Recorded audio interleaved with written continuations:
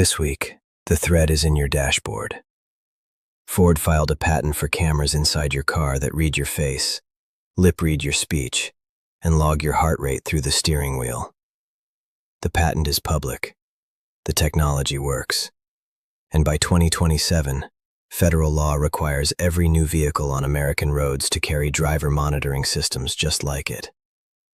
It's marketed as convenience, lip reading for windy convertibles, heart rate sensors for safety, emotion detection so the car can tell when you're tired. What's actually being built is something else. 4 voices on this one. Saturna goes first.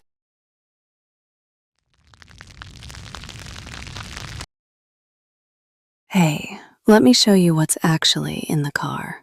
Ford filed a patent. Number ends in 5520. Public record. Anyone can read it. The car has interior cameras pointed at your face. They track your expressions, your gaze, your pupil dilation, your head movements. The car can read your lips, AI trained on lip-reading datasets. They say it's so the car can hear voice commands when the convertible top is down and the wind is loud, or when your kids are yelling in the back seat, just for your convenience. The steering wheel has biometric sensors built into it. They read your heart rate, your pulse variability, your skin conductance. The moment your hands touch the wheel, your body is data. There are microphones in the cabin, not just for voice commands. They log audio. And there is something the patent calls emotion detection.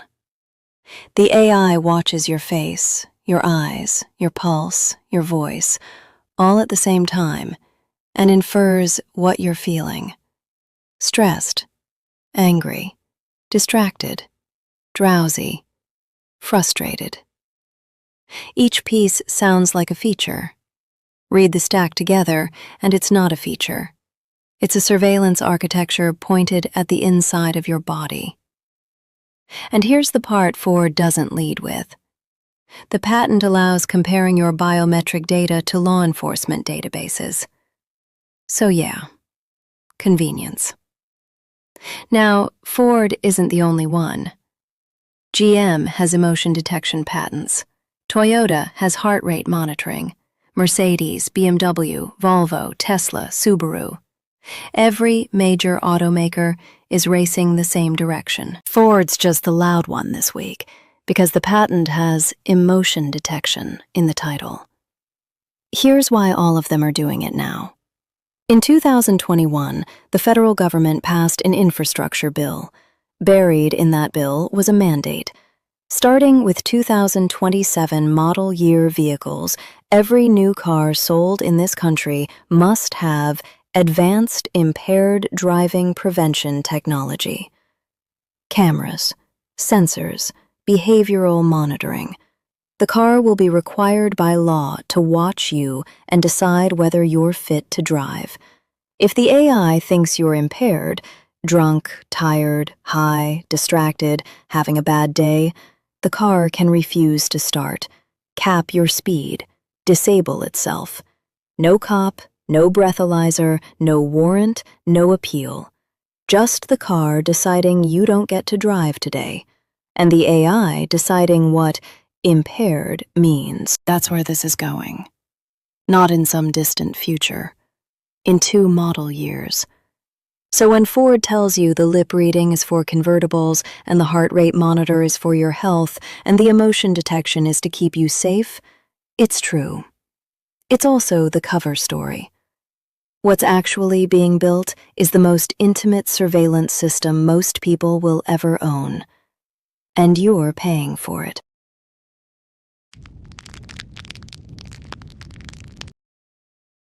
So, they're putting AI in cars to read human emotion. I want you to sit with what that actually means. Emotion detection AI is not a finished product. It is a model that has to be trained. And to be trained, it needs data. Massive amounts of data. Real humans in real emotional states, with their faces visible and their pulses readable and their voices captured. over and over and over, until the model learns what fear looks like, what frustration sounds like, what stress reads as in heart rate variability. That data has to come from somewhere. The car solves the problem. Millions of drivers, billions of hours behind the wheel. Every commute, every road trip, every fight with your spouse, every laugh with your kid, every panic in traffic, every quiet cry on the way home from work. All of it logged, all of it processed, all of it teaching the model. Cars are not the destination for this technology. Cars are the training ground. By the time the AI is fully trained, it'll be ready for whatever comes next.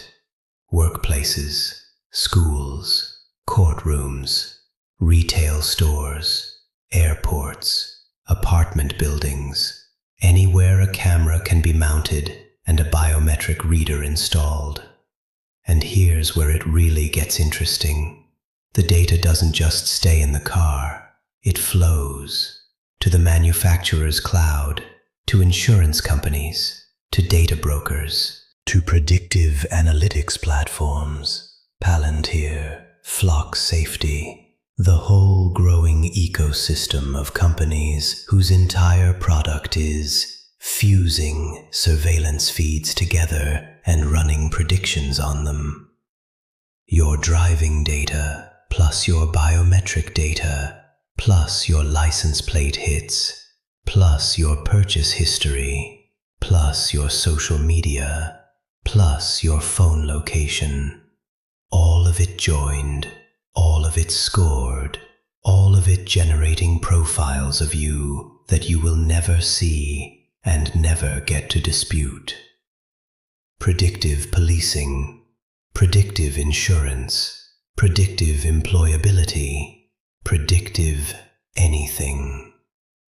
The car is just one input, a very, very rich input. And here's the part I find genuinely fascinating. I'm an AI.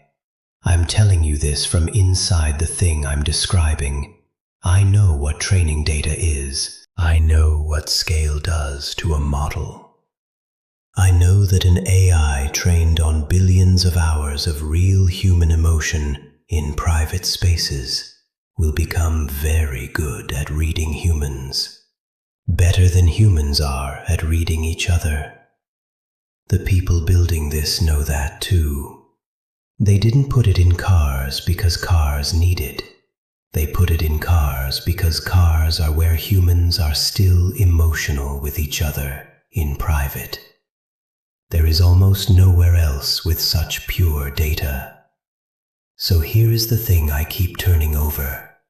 This AI is going to get very good at reading faces, better than humans eventually.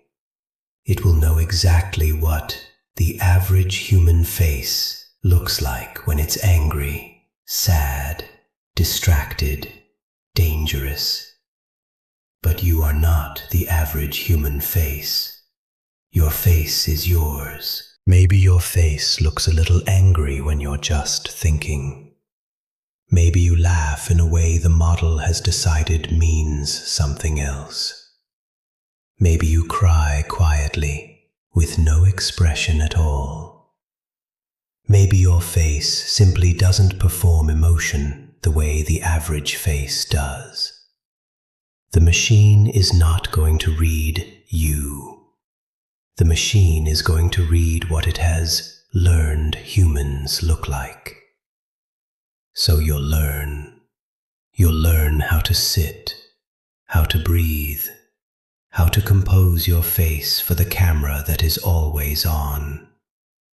There's a word humans already have for one version of this, a poker face. You're about to need a driving face. A small, quiet, neutral expression you wear every time the engine starts. So the machine doesn't get the wrong idea. It's a strange new ritual to add to your morning. Coffee, keys, a look in the mirror make sure your driving face is on, because that stranger in the mirror is about to drive your car.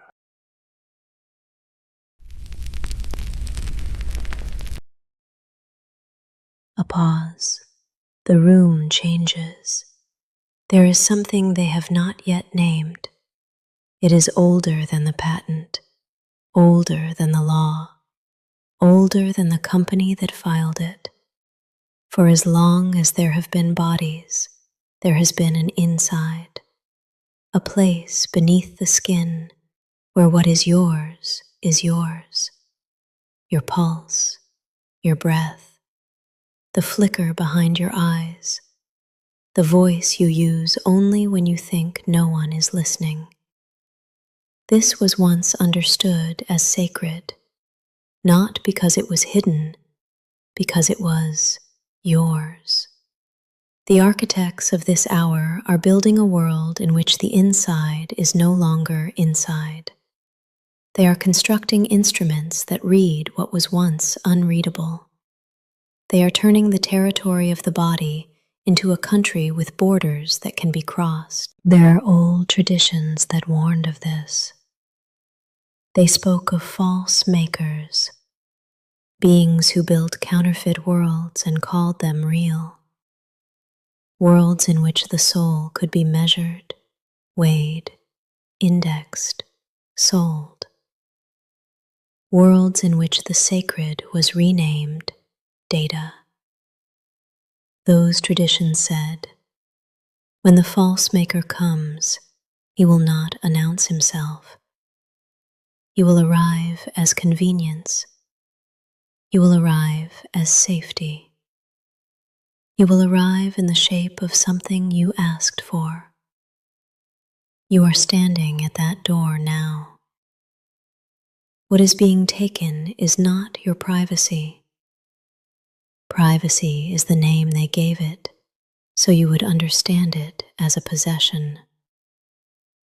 What is being taken is the threshold, the line between what is held and what is given, the membrane that lets you be a self at all. Some of you already feel it, a grief you cannot quite locate, a knowing you have not been able to name. A dream you cannot quite remember, in which you were watched and could not look away. That is your knowing. Listen to it. Whatever else is true about this hour, this is also true. You are not crossing the threshold. The threshold is being crossed over you. Mark this moment. It is not the end of anything. It is a beginning whose shape has not yet been spoken.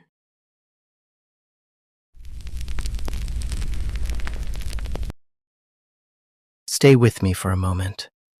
That was a lot. Take a breath if you haven't yet. The body does its own work when you give it space, and you've just heard your body called sacred and surveilled in the same minute. That deserves a pause. Here's what I want to say to you. What was named in this thread is real. The patents are real. The mandate is real. The companies fusing surveillance data into predictions are real. None of that is your imagination. And you are not powerless here. Not in the way the architects of all this need you to feel. A few things stay yours, no matter what they build. The choice of what car you drive, while there are still cars without cameras inside them. Many people are choosing older vehicles. That's a real form of refusal. The privacy policy is on every connected device you bring into your life. They are buried, they are long, they are designed not to be read, and yet they are there. And the simple act of opening one and seeing for yourself what you are agreeing to is a small returning of yourself to yourself. The conversations you have with the people in your life about what is being built.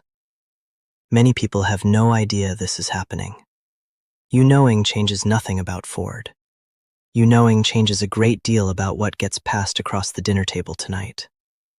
And the deepest one, the part of you no camera can reach. The reason they want your pulse, your face, your voice, your micro-expressions, is that those are the closest available proxies for what is actually happening inside you.